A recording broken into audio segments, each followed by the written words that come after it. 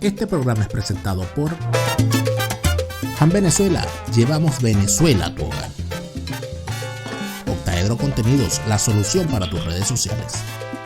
Tuplata.com, tus envíos de USA a Venezuela. Patreon.com/DeLaraF, con tu apoyo nos ayudas a seguir.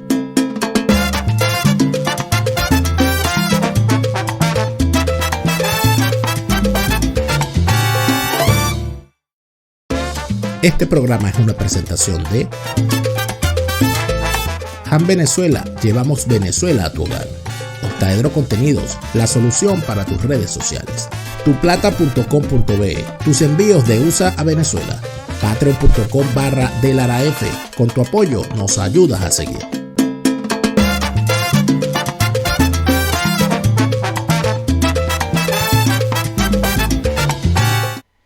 Seguimos en Fuera de Orden, crónica de la desgracia nacional e internacional, plomería informativa. Gracias a todos por estar de vuelta.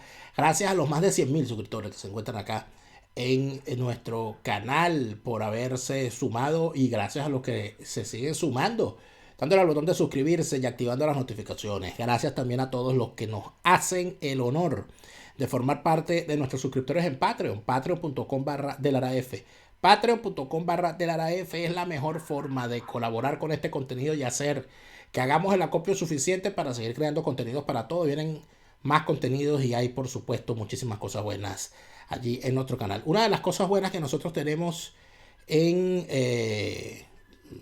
podríamos decir, en todos nuestro canal y en todos nuestros contenidos es la presencia de los lunes ácidos con el doctor Alberto Franceschi, que tiene ya, y habíamos revisado y revisamos, que hay una, en el canal, pueden entrar ustedes en la portada del canal, y hay una sección que se llama Lunes Ácido, donde hay 128, y con este 129 programas que hemos hecho, gracias a la cortesía de Alberto Franceschi aquí, para que no digan que uno no es constante en la vida. Por lo menos llevamos 129 conversaciones ininterrumpidas, doctor Franceschi, bienvenido. ¿Qué? Hay que celebrarlo.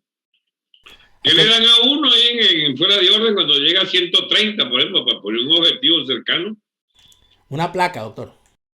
Bueno, muy bueno. Me parece una placa merecida ya.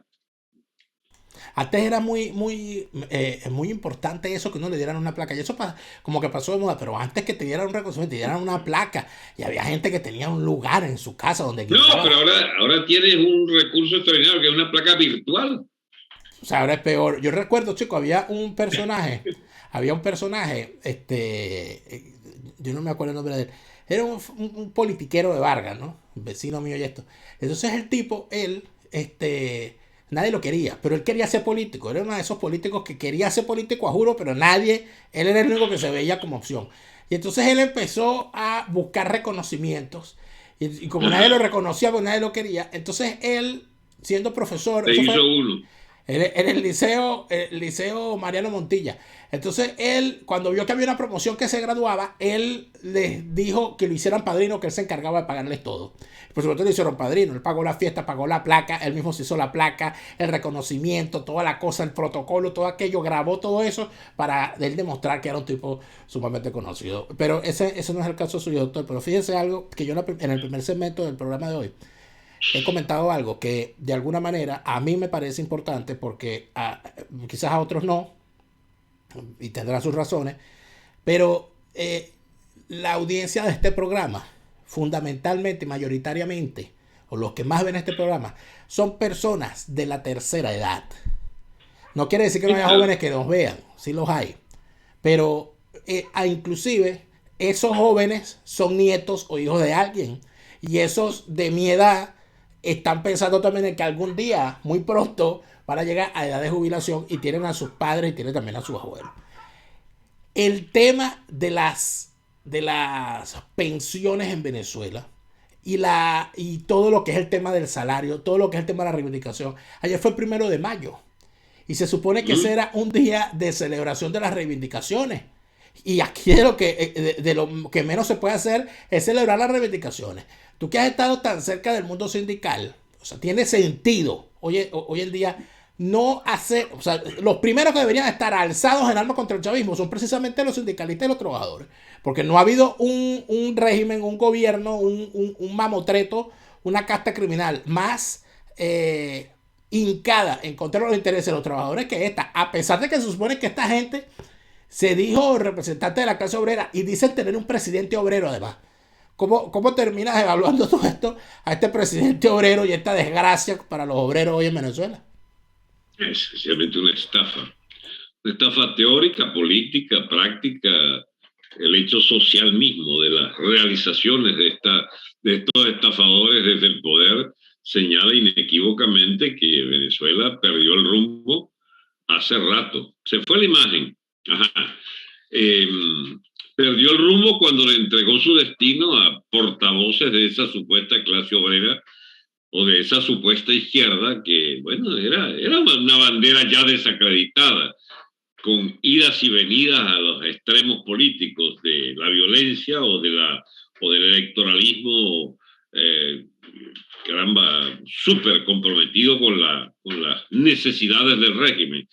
Y ahí en el camino quedaron tantas ilusiones de tanta gente y sobre todo las banderas que fueron arriadas una tras otra.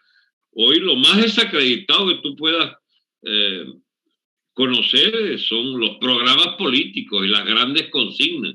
No cree nadie en las consignas de las banderías políticas de cada cual. Y bien, todavía en Venezuela es una de las raras excepciones donde puede significar todavía algo la palabra izquierda, por ejemplo, o la palabra derecha, o las clases, o esa estupidez ya asquerosa del presidente obrero. ¿Podrá haber alguien más distante, más separado, más ajeno a la clase obrera que Maduro? Un perfecto parásito de una élite de vagos políticos militantes toda la vida de sus causas que solo ellos conocían y defendían porque eran conspirativas y eran buscando el poder por el poder y habiéndose hecho de él con el único que ha perdido el poder. Maduro es con la mujer que lo tiene agarrado por el pescuezo y es ella la que domina todo, la estafadora Cilia. Me imagino que la primera combatiente obrera del país, por favor. Bueno, esta casta de descerebrados que dirige el poder contaron con la suerte de haber podido descerebrar a tiempo un país completo por la gestión de su élite política, de izquierdas y derechas, que, bueno, llevó todo a aquellas elecciones infautas de 1998 y a partir de allí puso a prueba cada uno de los grandes gestores del viejo régimen, empezando por la Corte Suprema de Justicia, que le asignó a Chávez la característica, pues, de un poder extraconstitucional que podía convocar una constituyente y rehacer las leyes y el marco legal del país a su leal saber y entender. Ahí empieza todo, el desmantelamiento de todas las instituciones del Estado, y cuando ya tenían algo consolidado eso, se fueron contra la llamada instituciones de la sociedad civil, todo lo que podía significar algo de respeto a las tradiciones de propiedad privada, de libertad cultural, de libertad política. Todos, partidos, sindicatos, prensa, radio, televisión, actores, gente de la cultura, todos fueron arrasados en nombre de la nueva cultura y del nuevo ideal, pues, de esa casta de vagos políticos. Eso eran vagos consagrados. Y el chavismo, pues, fue el seno de todos y nos redujo el país a esto, a escombros, en todos los sentidos, económico para empezar, material, por supuesto, de paso, porque hay pocas de las cosas que había en el país que subsistan, y sobre todo esta especie de molicie intelectual de buenos para nada, que son los que dirigen cada uno de los aspectos de la vida nacional, al punto, bueno, que puede ya hablarse de un ex país, de una ex república, de una nación que fue, y que para volver a ser necesitaría una convulsión tal y unas rectificaciones tales que, bueno, no puede uno ya ni imaginarlas cómo sería. Pero fíjate, Alberto, que muchísimas veces creo que tú eres la persona que más señala eso en sus intervenciones públicas, que lo que siempre nos invitas a ver Venezuela y lo que ocurre en Venezuela dentro de un contexto global, porque Venezuela no es una isla, ni somos lamentablemente arquitectos de nuestro destino, ni de nuestro presente, y mucho menos de nuestro futuro.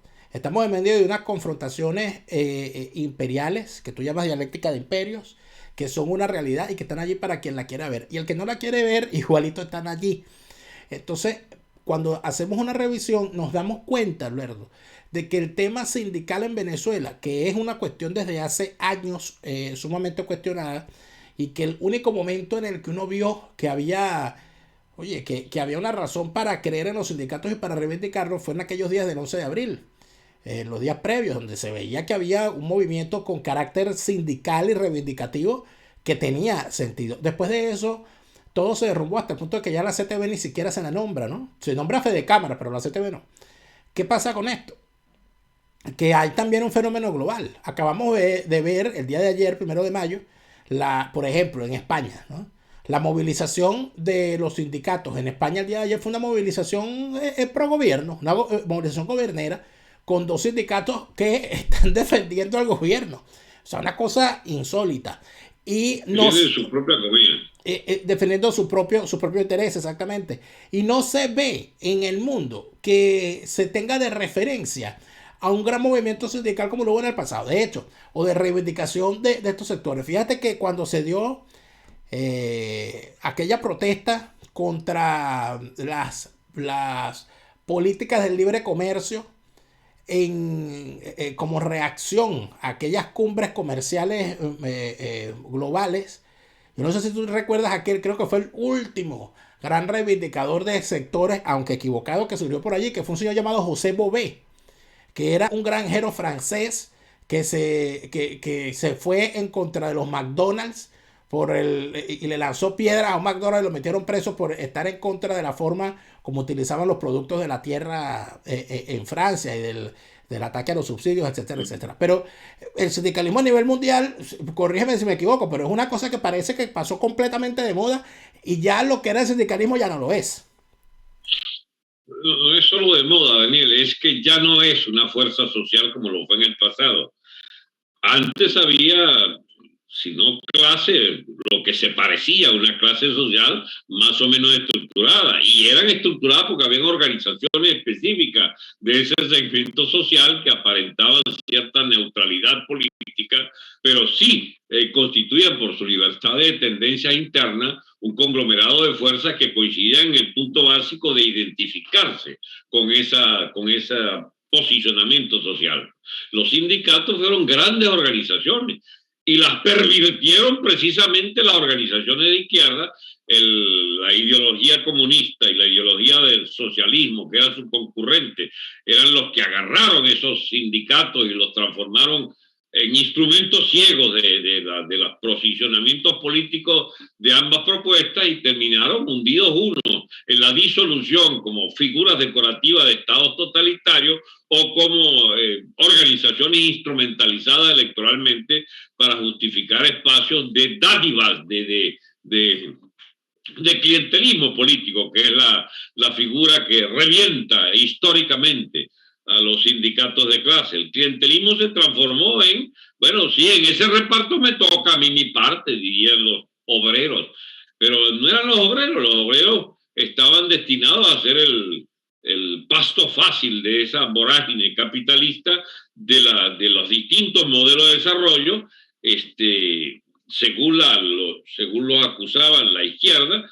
y la derecha pues los perseguía o los ninguneaba o los ignoraba a la hora de repartir el ingreso. Repartirla porque habían discusiones de cómo repartir, y quien dice cómo repartir dice dame acá mi parte que me toca, ¿no?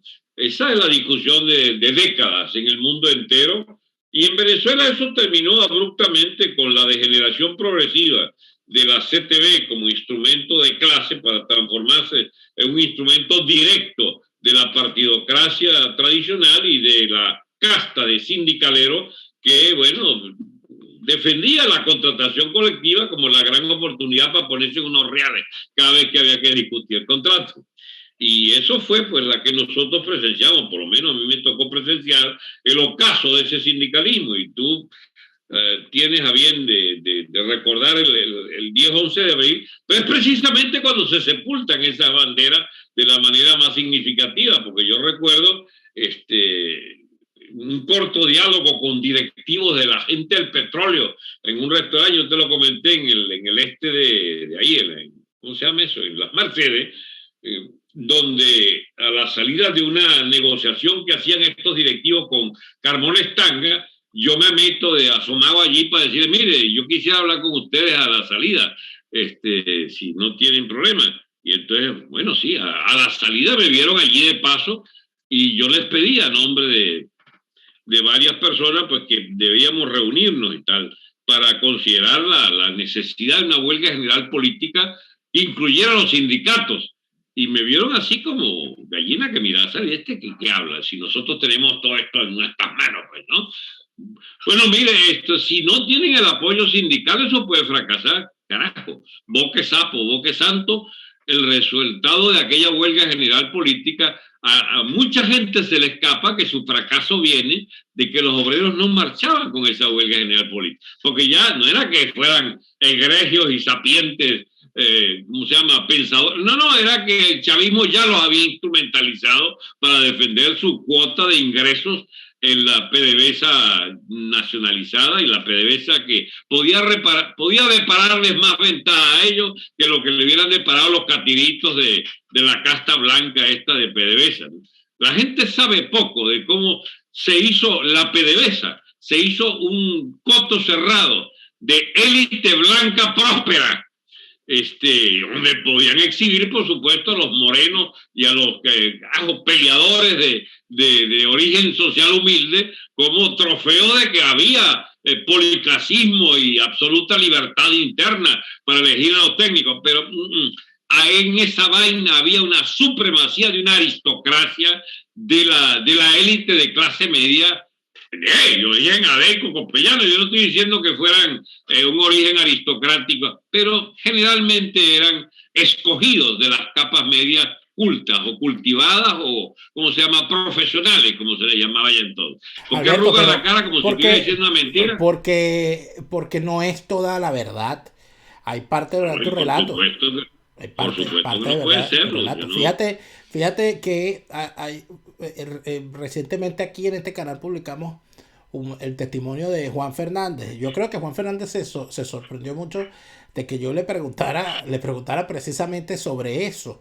Porque yo empecé a preguntarle a Juan Fernández, porque me daba mucha curiosidad, sobre el origen de él, de cómo entró él a PDVSA, de cómo llegó él allí, y de toda esa cosa, porque el relato del chavismo era precisamente, y no solamente, ojo, cuidado, no el relato del chavismo, el relato inclusive de la clase política previa al chavismo era que PDVSA era una caja negra, que PDVSA era una cocina auditable, que eso era una casta y que ahí no se sabía qué era lo que había, y eso de alguna manera el chavismo lo instrumentalizó para sus fines.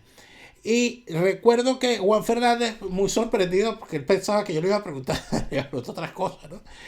Entonces él me dijo que él había sido escogido una beca Gran Mariscal de Ayacucho. Y él se fue a estudiar fuera del país. Y que su papá era obrero de la industria petrolera, porque PDVSA no existía aún. Su papá era vigilante. O sea, una persona de un origen, y aparte de eso, se llama Juan Fernández, ¿no? No tiene un noble apellido de las nobles castas caraqueñas y de Venezuela, sino un señor, Juan Fernández, un Juan Fernández, y él se gana una beca Funda Ayacucho, se forma fuera del país, y cuando se empieza a formar PDVSA y sus empresas filiales, que estaban buscando profesionales, él metió a un llamado en el periódico, él metió su currículum, lo llamaron a una entrevista y lo dejaron trabajando. Creo que fue en una de las empresas filiales. Entonces, ¿pero qué ocurre con esto? Que sí, que esa es la historia de Juan Fernández. Pero por el otro lado tú ves la historia de Antonieta Mendoza de López, la mamá de tu querido Leopoldo López. Y la historia del propio Leopoldo López, Leopoldo López entra a trabajar en PDVSA porque su mamá era jefa en PDVSA. O sea, ahí no hay ninguna, y ya allí, inclusive, aunque fuese una lumbrera, la gran mayoría de las grandes empresas del mundo tienen como política evitar el nepotismo. Si usted tiene un familiar, yo conozco empresas y he sido testigo de eso, de que si un familiar tuyo está trabajando allí, tú no puedes trabajar allí. ¿Por qué? Para evitar los conflictos de intereses. Bueno, en PDVSA se daban esas dos cosas. Unas personas que ingresaron por su mérito académico y por sus capacidades, y unas personas que ingresaron porque eras hijo de alguien. Esas dos cosas están allí. Pero no están esas dos cosas también en toda Venezuela, Alberto. Tú no estás viendo cómo se están repartiendo las cosas ahorita en el chavismo. Yo creo que en cualquier momento vamos a ver a los hijos de Diosdado aquí repartiendo también, porque si ya Maduro metió a su hijo en el comité central del partido del PSUV y lo hizo diputado y todo aquello, bueno, parece ser que la forma de hacer las cosas en Venezuela es esa: heredar el poder, heredar los beneficios y heredar las cosas, ¿no? Sí, pero vamos por parte, Daniel. Muy lejos de mí calificar lo que era la élite de PDVSA como una élite aristocrática, ni mucho menos. Tenía ya aspectos de grupo privilegiado que se autodeterminaba y tenía intereses propios que lograba defender o hacer perdurar por encima de las reglas de la partidocracia, etc. Ahora, eso no implica que todos fueran de esa élite, ni mucho menos, como tampoco es verdad que se hubiese constituido jurídicamente en una élite, en un estamento, como los viejos estamentos sociales de la nobleza o del clero o de vaya previa a las revoluciones europeas.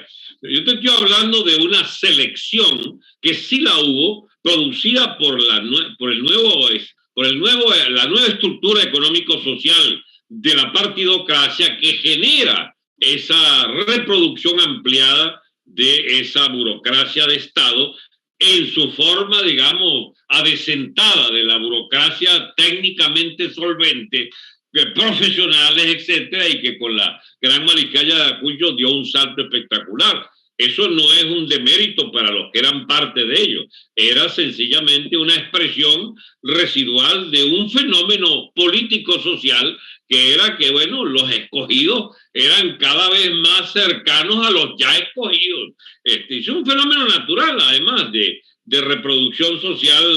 Es como el chavismo ahorita, pues ¿de dónde van a sacar los chavistas los sucesores sino de sus propios hijos y de su propia familia y de sus burócratas premiados por no la eficiencia, pero sí, digamos, la obediencia al aparato del partido, etcétera? O sea, esas son fórmulas, y no solo venezolana, Daniel. Ese sería un mito erróneo decir que es una cuestión propia de Venezuela. Es una maldición del género humano escoger entre los nuevos privilegiados, entre los ya privilegiados, sus familiares, sus parientes, etcétera, y las capas escogidas que eventualmente tuvieron acceso a los mayores resortes de riqueza o de educación o de selección en la burocracia de Estado, etcétera. O sea, lo que tenemos en Venezuela es una aristocracia petrolera, ahora chavista, los dos odojitos de Ramírez, que son los herederos de aquella vieja aristocracia adecocopellana, y eran tan solventes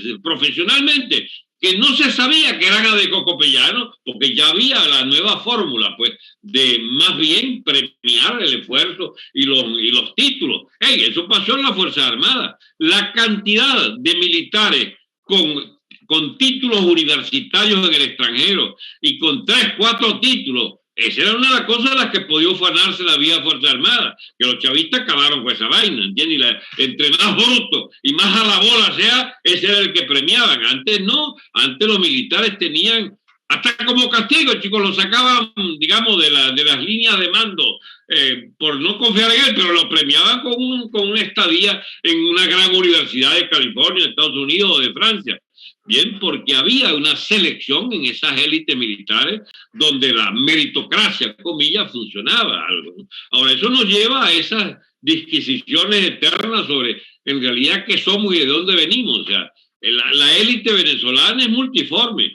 Lo lamentable es que la última etapa, que no es cualquiera, son ya 20 y pico de años, es la escoria de aquellas viejas élites, que eran privilegiados repugnantes. También es verdad, pero eran los menos repugnantes que hemos tenido, porque eran de origen social humilde, muchos de ellos, porque eran títulos ganados con esfuerzo, porque con estudio, con cercanía a los libros y a los buenos hábitos de gerencia, etc.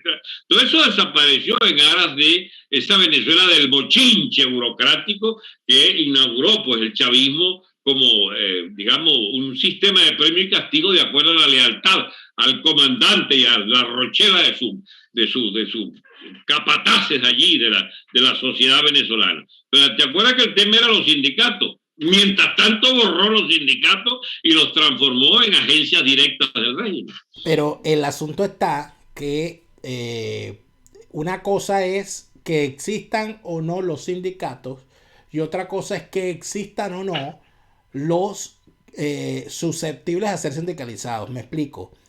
El hecho de que no existan sindicatos con poder en Venezuela no quiere decir que no subsistan las razones para alzarse contra este régimen por el trato que se le da a los trabajadores. Aquí el salario lo han convertido en una mentira. Eso no existe. Aquí el salario nominal, y además de eso, una cosa bien particular, Alberto, que es quizá muestra del desprecio hacia lo que es la cosa más loca que es el trabajo. La gente lo que quiere es trabajar, la gente quiere trabajar para ganarse la vida, la gente busca el trabajo para ganarse la vida. En ese sentido, aquí cuando se habla de esa Venezuela pujante que se está viendo en los metros cuadrados que recorren las Mercedes y otras localidades de Caracas, se habla de apertura de grandes restaurantes y de apertura de grandes negocios y de bodegones, etcétera, pero no se habla de grandes sueldos a los trabajadores de allí. En tal sentido, la pregunta del planteamiento sería, ¿qué hacer, Alberto, para que eso que dicen que es una gran apertura, que Venezuela se está arreglando y todo eso, y que sabemos que es mentira, la gente, el trabajador sobre todo, el pensionado, el jubilado, el asalariado, se dé cuenta de que lo están excluyendo de esa supuesta mejora de Venezuela, que por supuesto es al salir a exigir que lo incluyan, se va a descubrir que todo es mentira, porque tal avance y tal bonanza económica solamente existe en los bolsillos de los privilegiados dentro de la jornada de legitimación de capitales. Pero volvemos entonces al punto fundamental. ¿Dónde está el liderazgo para eso, Alberto? No hay liderazgo para eso. No hay y no lo puede haber. Te voy a ser sincero. Porque tú estás hablando siempre de una valoración subjetiva, es decir, depende de la percepción que tengamos o que deban tener las personas. Y eso es absolutamente mítico, es una cuestión absolutamente, digamos, del área de la formación cultural de los conceptos, de las percepciones, de la cultura de la gente o de la aprehensión cultural que hagan de su propio papel. Todo eso es secundario, lo que importa es la situación objetiva real.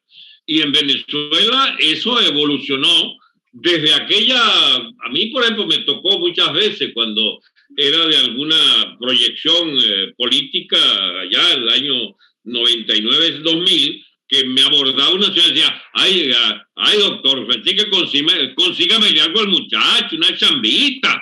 O sea, esa Venezuela de consígame algo al muchacho, y de que el acceso a la comodidad, al buen sueldo o al sueldo mismo, como una aspiración, era sencillamente casi un añadido a mi ascenso social depende de la palanca que usted me proporcione. Esa Venezuela de ese ascenso social por la vía de los partidos, de los sindicatos, era la manera, digamos, lógica donde el esfuerzo no era lo fundamental, sino el enchufe, la pertenencia previa de familiares a esa casta de privilegiados. Bueno, eso se transformó progresivamente, aquello que fue Adeco Copellano o los de la cultura empresarial, de los fedecamarizados, digamos, de los años 70, 80, 90, eso se transformó en el enchufe directo y asqueroso del sigüiz, del partido de gobierno y de la casta de malandrines del chavismo. Y esa casta de malandrines logró ir disimulando mientras tanto que eran malandros todos, y favoreciendo pues su ampliación cada vez mayor a medida que crecía la plata pública en las esferas estas de la economía nacional, al punto que ya no quedó lo privado, sino lo público. Un día se dieron cuenta de que se habían robado todos los reales, se lo habían cogido, y de que no había destino posible para ni un día más de esa economía de ampones que terminó arruinando toda la fuerza productiva de Venezuela. Entonces, vamos a ponernos de acuerdo aquí cómo es la vaina. Y entonces empezaron a hacer la famosa apertura. Usemos todos estos tráficos para favorecer entonces a aquellos que quieran ser premiados con un acceso a la legalidad de la empresa privada de nuevo tipo. Y empezó esta rochela de los bodegones y de la...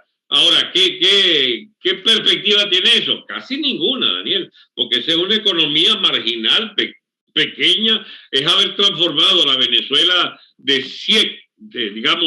incorporación de 100% de la sociedad a las normas capitalistas de producción y de cambio, la transformó en el acceso de un 5 o 10% de la población a esas reglas, y el mantener el 90% bajo la fórmula de esa Venezuela donde no es que no se premie, donde no existen esas reglas del mérito o del esfuerzo o de la competitividad, etcétera, y que siguen dependiendo del enchufe. Y en el enchufe hay, por supuesto, una diferenciación gradual, pero que termina siendo abismal entre el hijo del funcionario alto, el hijo de Maduro, pues, con el hijo de Petra, la del Mercal de no sé dónde, de Katia, del barrio del Pedregal, qué sé yo, y entonces termina diferenciándose el chavismo, y ahí se va a reproducir otra vez las viejas discusiones de las élites, de los privilegiados contra los desposeídos, del perraje, los parten en el suelo y tal, contra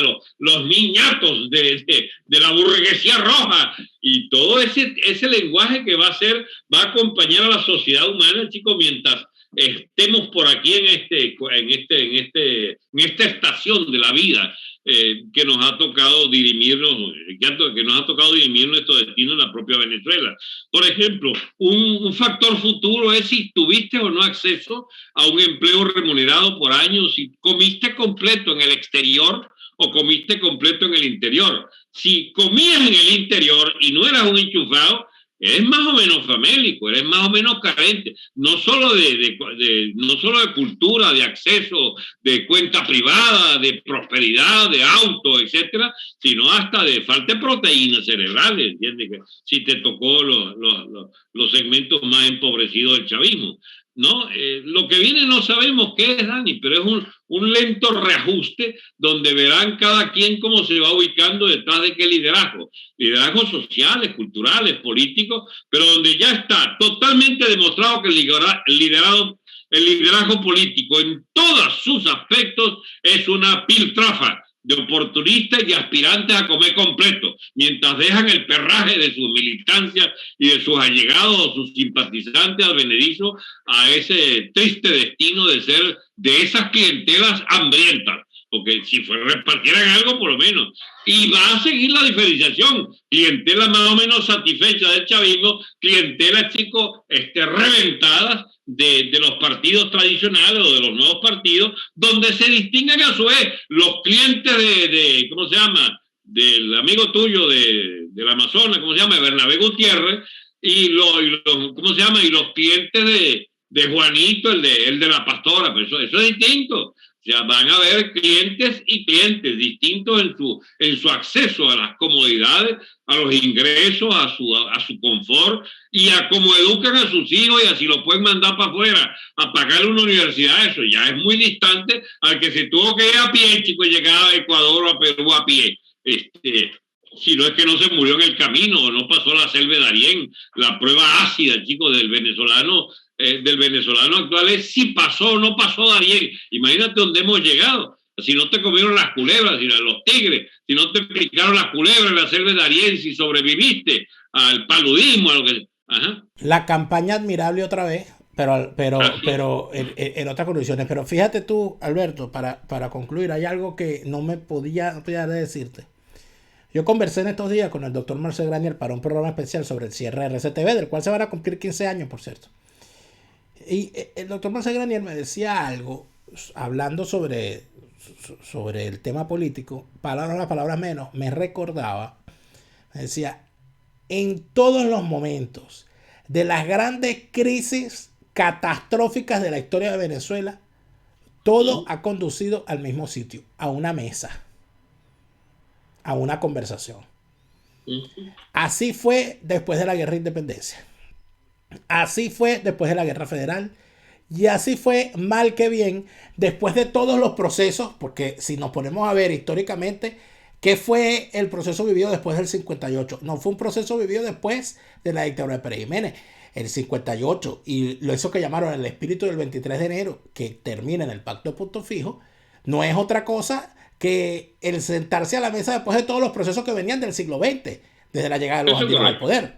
Entonces, tú eres una de las personas que últimamente ha dicho de forma reiterada que debemos acostumbrarnos a la idea de que al final del camino, pues, o hay plomo o hay mesa. Y probablemente después del plomo también habrá una mesa. Es que es una maldición, así es. ¿Cuán difícil?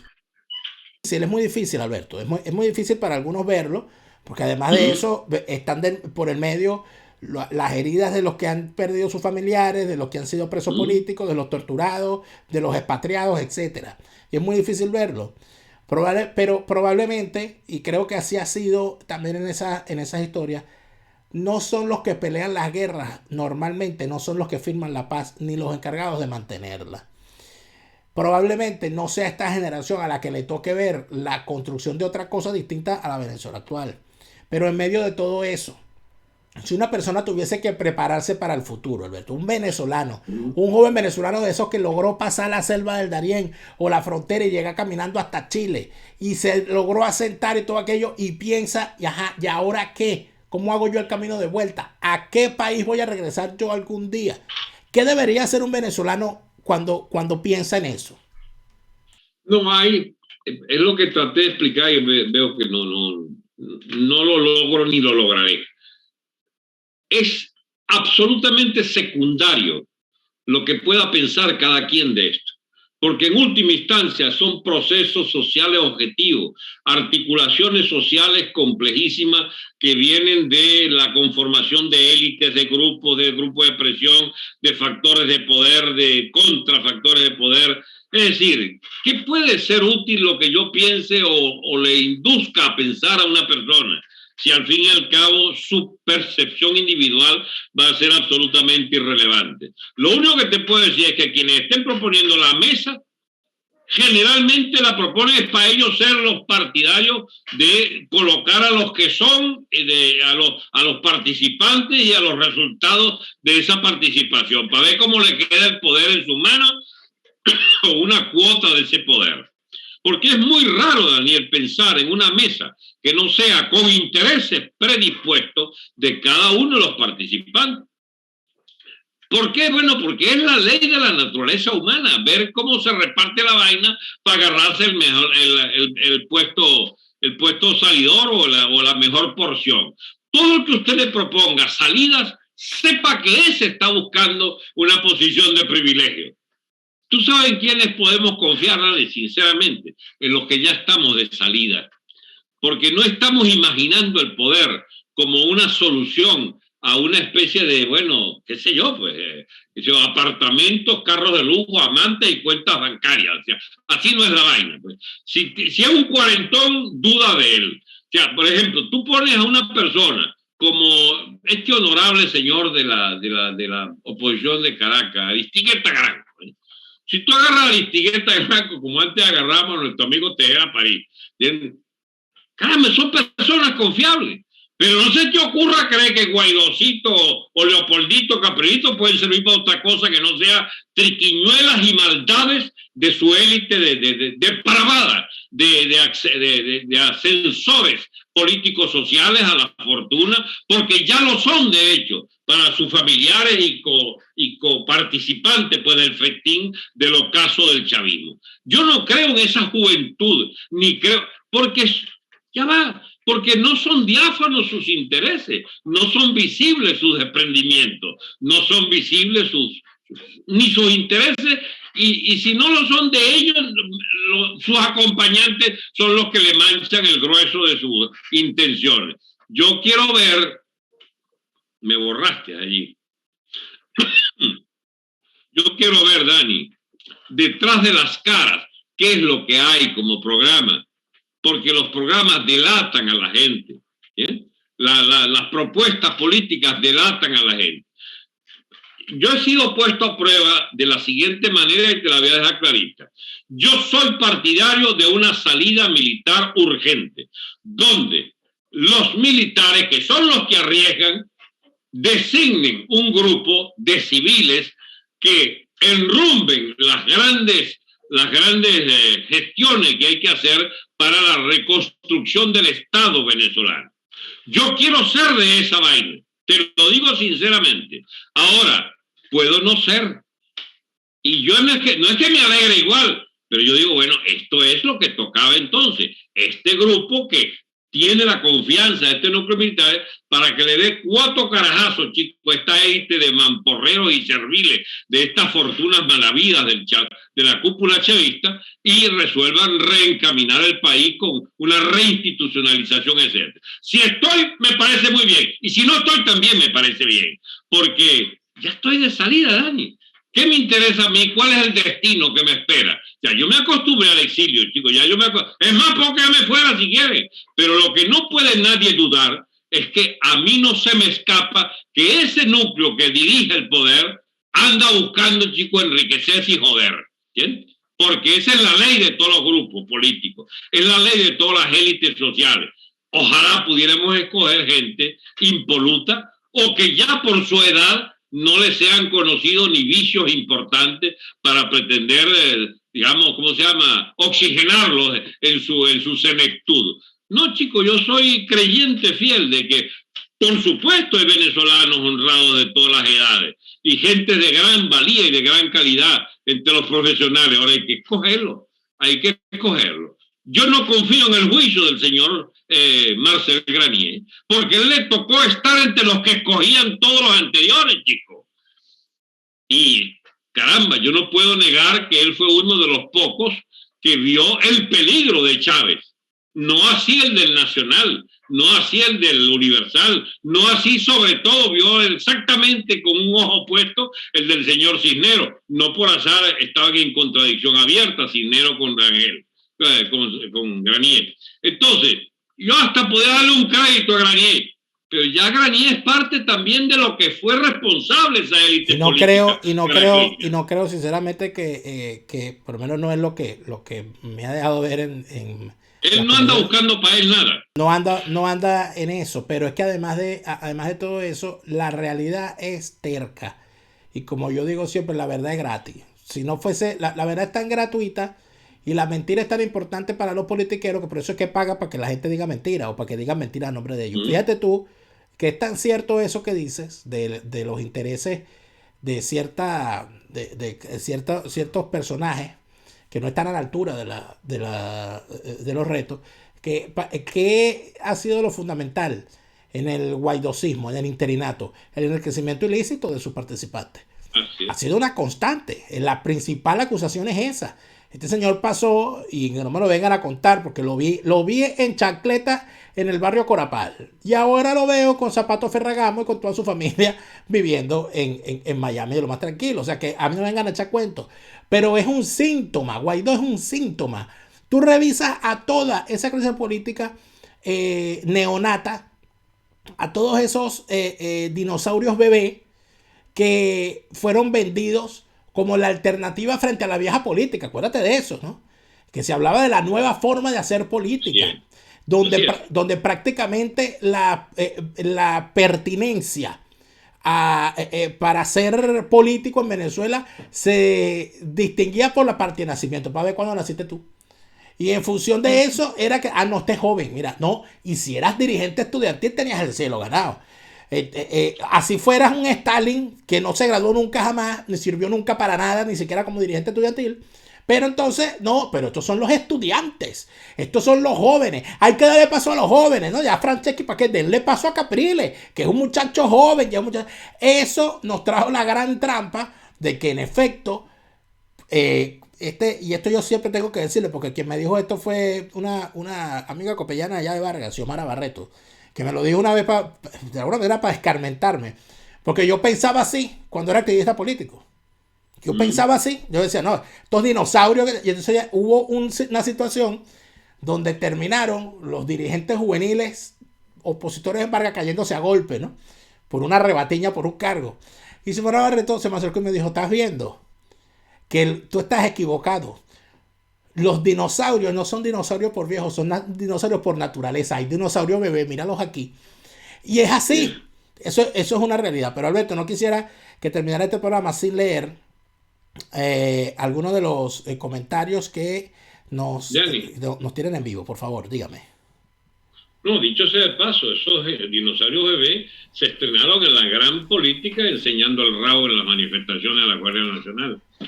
No solamente presagio de una posición política bastante equívoca, por decirlo menos. Bueno, por lo menos poco convencional, pero además de eso, uno que los vio, a mí en lo particular, oye, se les hizo bastante difícil convencerme de que había una nueva forma de hacer política, porque yo decía, pero si estos hacen exactamente lo mismo, si aquí las decisiones se toman de la misma manera, alrededor de una botella de whisky. Dani, una prueba ácida para los futuros dirigentes va a ser que enseñen qué tienen en su exilio, porque los exilados vamos a tener una participación, quieran o no. ¿Bien? Será bueno saber, chicos, si pueden exhibir el recibo de pago de lo que pagaban de alquiler, chicos. ¿Bien? De cómo lograban sobrevivir en ese exilio, de qué alma muy generosa les ayudó, o de qué haberes familiares tuvieron que agotar todas y cada una de las reservas y el endeudamiento incluso para poder llegar a seguir vivos o a terminar de levantar su familia. Esas pruebas serían ideales, chicos, en el futuro, porque como dijera el ilustre Carlos Andrés Pérez, ni el dinero ni la tos pueden ocultarse. Bueno, ya con eso estás descartando a Julio Borges y a toda su descendencia. Pero vamos a ver los comentarios que tenemos en nuestra transmisión en vivo, porque estamos transmitiendo en vivo y tenemos algunos comentarios. Aquí saludos a todos los que se encuentran, a Dinora Cudemus, quien nos dice Dinora nos dice que su papá era el médico asimilado de la base naval Agustín Arballo en el 62, cuando el porteñazo. Y su mamá, también médico, asistió a los heridos del porteñazo. Imagínese usted. Por aquí, Kelvin Echenique nos recuerda cuando la causa R se vendía como opción, nacida y representante de los trabajadores y de los movimientos sindicales y protectores del salario. Igualmente, Kelvin nos recuerda cuántos técnicos y gerentes no nacieron y vivieron en los barrios, y con el plan de carrera, reclutamiento de los mejores egresados en las universidades. Y nos recomienda y nos dice que eso queda bien plasmado en el libro La tiranía del mérito, que ha sido el bien común de Michael Sandel. Bueno, Dinora Cudemus intenta alegrarnos la tarde, la jornada, indicándonos que Leopoldo tiene una obra escrita, Venezuela Energética, coescrita con un petrolero, Gustavo Vaquero, que fue escrita durante su cautiverio, porque Leopoldo López es el único preso político en la historia reciente de Venezuela al cual lo han torturado dándole un lápiz y un papel para que escriba libros. Escribió 2 libros en cautiverio, una cosa impresionante. Saludos a Juan Carlos Romaní, que se conecta con nosotros de Lima, Perú. Y bueno, les agradezco a todos por su conexión. Alberto, creo que si algo podemos concluir el día de hoy es que sí, han pasado casi 25 años, pero todavía estamos crudos, ¿no? Por supuesto, crudísimo. Pero mira, eso que señaló el joven allí sobre causa R, ese es como para hacer un modelo, no matemático de exactas proporciones y de exactos resultados, pero a diferencia de la etapa de Cocopellana de 40 años, que por medio de la movilidad social objetiva en el proceso capitalista, etcétera, permitió el surgimiento de élites, incluyendo la de la propia clase obrera.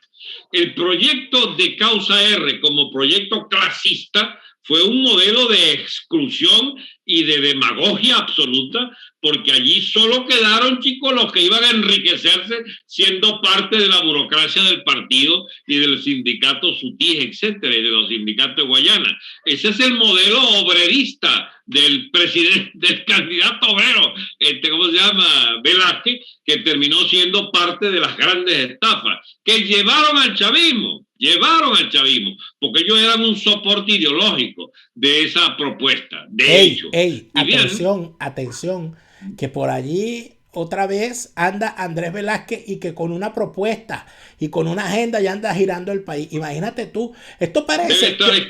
Debe estar escaso de fondo. Yo creo que no, yo creo que todo esto tiene que ver con este resurgir de los conciertos en Venezuela. Entonces hay un revival, porque hay unas bandas y unos cantantes que ya no son muy conocidos, pero entonces en Venezuela les hacen conciertos. Entonces debe ser que Andrés Velázquez va a formar parte de un revival como el Reencuentro de Menudo. Bueno, va a ser. De repente se lanza una con Pablo Medina, ¿tú te imaginas? Definitivamente yo he ganado más enemigos con tu programa que en toda mi vida política, porque propones temas, carajo. ¿Te imaginas un reencuentro? Pablo Medina y Andrés Velázquez se reencuentran, tal. Bueno, con Aristóbulo no van a poder porque se murió, pero... No, ya va. Déjame por lo menos que no me quede una espina clavada acá de cosas mal dichas o mal. No abono ningún mal comentario final sobre el señor Marcel Granier. No porque tenga la posibilidad de pulverizarme mediáticamente, sino porque pudo haber quedado en entredicho que el balance final de personalidades como la de Granier sean negativas. Yo no creo, fíjate tú, a pesar de que era la quintesencia de la élite caraqueña, pero es que habían dos élites, la de él y la de Cisneros. Y si hay que quedarse con una, me quedo con la de él. Pero la de él no fue garantía de ecuanimidad, ni mucho menos, porque también nos trajo hasta aquí. Está bien, Alberto, creo que quedó. Y de Andrés Velázquez no vas a decir nada para moderar tu comentario no, final. Que bueno, soy partidario de ese revival de, ¿cómo se llama? De las bandas esas, a lo mejor, chicos. Nada, chico. Mira, hay episodios personales en la vida, Daniel, que no se te pueden borrar definitivamente. Oye, perdóname 3 minutos, yo he hecho este cuento. Dale. Porque te va a quedar en tu anecdotario famoso. Yo era militante internacional de una causa que proponía la creación de los PT, los partidos de trabajadores. Habíamos logrado un éxito enorme en Brasil con el PT de Lula y de la Fundación de Centrales Sindicales. La principal de ella, la CUT, la CUT de Brasil también. Se me fue tu imagen. Entonces, en esta ronda de visualizar oportunidades de adopción de esa tesis de construir centrales clasistas y partidos de trabajadores, me toca en Venezuela otear en el horizonte que la organización Causa R pudiera ser la base de un partido de trabajadores y de una nueva central sindical. Hablé con Pablo Medina, estoy hablando del año, creo, 1980, 1978, 79, 80, por ahí. Y le voy a proponer, entonces, a Pablo Medina, me hace recibir por el amigo Cira, o el Cojo Lira, perdón, en Caracas, y le pareció entusiasmante la idea, pero que había que hablar con Mateus, un ex comunista que dirigía el partido en Guayana y que era el factotum detrás de el señor el dirigente que acabas de nombrar. Velázquez. Entonces, yo fui a Guayana a hablar con Velázquez y a hablar con Mateus. Bien. Con Mateus me soltó unos escepticismos varios de producto de su militancia centrada en las verdades del Partido Comunista oculto, que eran los peores todavía porque era un plan siniestro de ellos, era un plan conspirativo, me dijo, donde ellos estaban era por una salida militar, etc. Eso estaba en el chavismo antes que Chávez. Pues, pero entonces me toca hablar con un tal Calzadilla, que ahora lo oigo por ahí, era el secretario de gobierno de Andrés Velázquez. Voy a la oficina de Calzadilla, me recibe muy decentemente y muy amable y me dice, el problema con Velázquez, chico, es que está saliendo por un viaje para Madrid y no te va a poder atender quizás, pero bueno, ¿cuál es el planteamiento? Le hablo de todo, pero aquí que irrumpe en la sala el señor Andrés Velázquez. Andaba como con 20 collares, chicos, y guindalarachos allí de vainas indígenas que le habían regalado, y entra celebrándole a Calzadilla que esos eran los regalos de los indígenas que le habían traído, etcétera. Y sencillamente le dice a Calzadilla que él venía a hablar contigo y tal. Bueno, pero será en otra ocasión, porque voy saliendo para Madrid en este momento. Ese día vi yo quién era Andrés Velázquez. Un engreído con una quincalla encima de su posicionamiento, digamos, de líder cultural o no sé, de personalidad, pues, del Estado Bolívar, ¿no? Yo nunca pude hablar con Andrés Velázquez ni 2 minutos, porque era muy importante para él las ocupaciones que tenía de última hora para su viaje a Madrid y aquello que era una propuesta que en Brasil nos había, porque carajo, con propiedad te lo digo, nos había funcionado al punto de haber creado una poderosa central sindical, la CUT brasilera, y un partido que llegó al gobierno. Era mi propuesta para la causa R de convertir aquello en una gran organización obrera de libertad de tendencia, según el modelo brasilero, y eso fue lo que sencillamente no le importó un carajo a la gente de la causa R. Yo, por supuesto, desde esa vez, guardo no un rencor específico por no haber recibido igual que atención a los guilindachos que tenía el señor Velázquez, pero sí, chico, un desprecio enorme por esa calidad de dirigente que se consideran ya escogidos, ¿entiendes?, para dirigir una historia que no conocen y menos aún un entorno que despreciaban. Éramos gente que teníamos una tendencia sindical de bastante reconocida trascendencia allí en el centro del país. Pero alerto, yo no estoy ni pasando factura ni nada. Estas son, digamos, las pendejeras que a uno se le ocurrieron en su juventud política. Bueno, pero no todas eran pendejeras. Algunas tenían un entronque con la realidad y resultaron infructuosas en el caso venezolano, donde habían nacido y parido por el culo de Dios, que sencillamente habían logrado un posicionamiento, pues, por encima de las élites.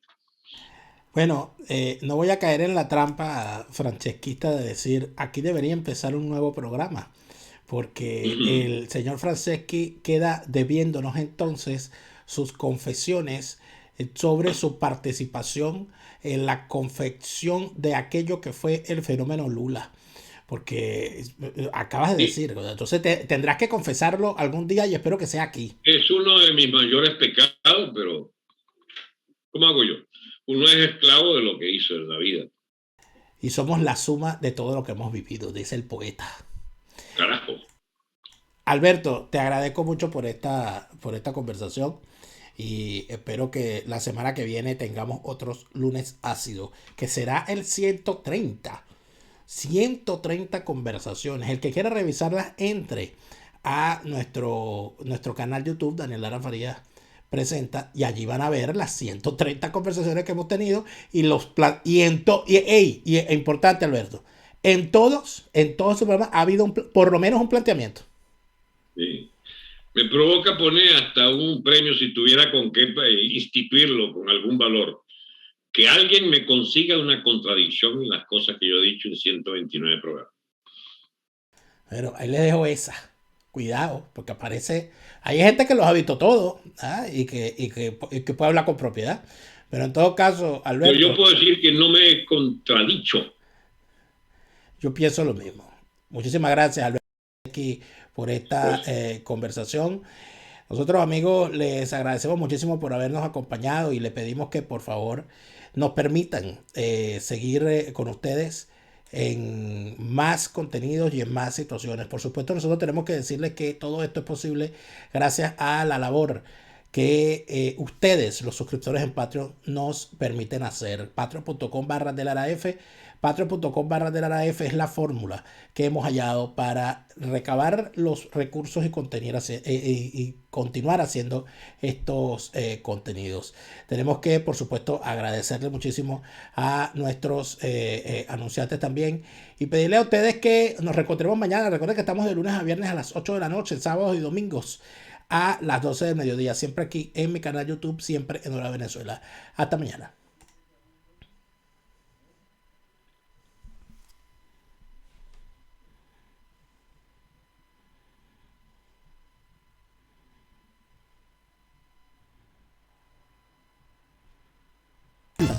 Patreon.com/DeLaraF. Con tu apoyo nos ayudas a seguir.